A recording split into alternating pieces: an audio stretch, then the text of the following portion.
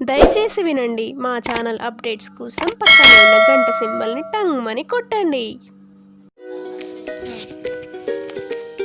Welcome to అమ్మ నేర్పిన వంటలు. ఈరోజు వినాయక చవితి శుభాకాంక్షలు మీకు. మనం ఈరోజు తాలకల పాయసం చేసుకుందాము. వినాయకుడికి నైవేద్యంగా తాలకల పాయసం పెడతారు అందరూ. చేసి మనం కూడా చేసుకుందాము. వీడియోలోకి వెళ్ళి చేద్దాము. ఈరోజు మనము పాల తాలికలు చేసుకుందామండి. నేను ఇక్కడ బెల్లం కరిగించుకుంటున్నా.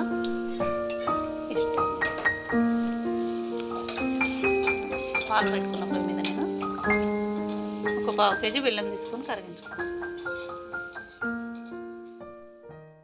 బెల్లం సన్న కట్ చేసుకొని కొన్ని నీళ్ళు వేసుకొని కరిగించుకున్నాను. ఇది చూడండి.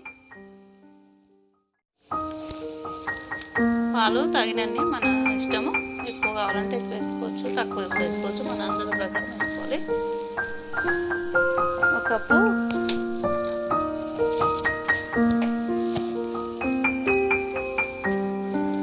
కప్పుతో 1 కప్పు బియ్యం పిండి తీసుకున్నాను నేను. ఇప్పుడు దీంట్లో కరిగించుకున్న బెల్లాన్ని దీంట్లో కొంచెం పోసుకోండి. చప్పగా లేకుండా ఉంటాయి తాలూకలు. ఈ మరిగించుకున్న పాలు కూడా కొన్ని వేసుకోండి. వీటితోనే కలుపుకోండి.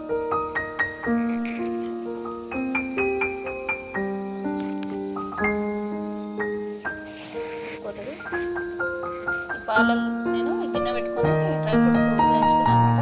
ఇది నెయ్యి పైన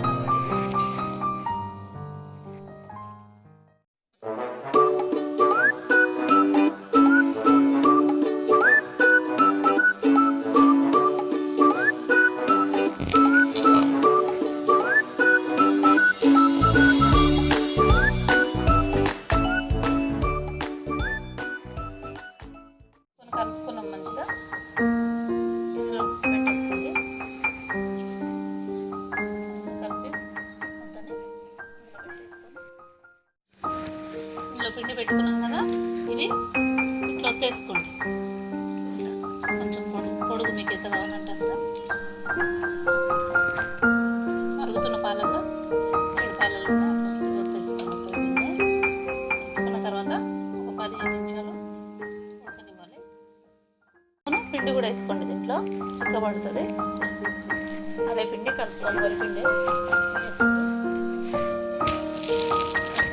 హాఫ్ స్పూన్ ఇలాచి పౌడర్,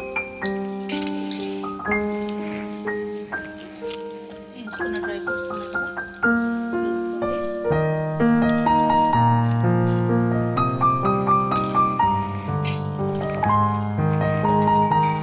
బెల్లం కరిగించుకున్న బెల్లం ఇట్లా వేసేసుకోండి. పై వేసుకోండి. కింద రాళ్ళు ఉంటాయి కదా, పై వేసుకోండి. చెత్త రాళ్ళు ఏదైనా ఉంటే కొత్త కరిగించుకుంటే 1/2 కిలో బెల్లాన్ని కరిగించుకుని వేసుకోండి.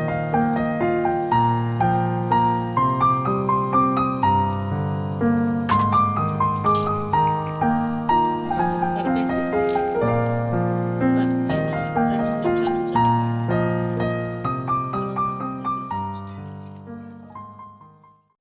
మన పాయసం రెడీ అయిపోయింది. తాలకల పాయసం. కొంచెం నేను ఉండలు కూడా చేసేసుకున్నాను. ఇంట్లో చిన్న చిన్న రౌండ్ ఉండలు చేసేసుకున్నా. బౌల్లో తీసుకున్నాము.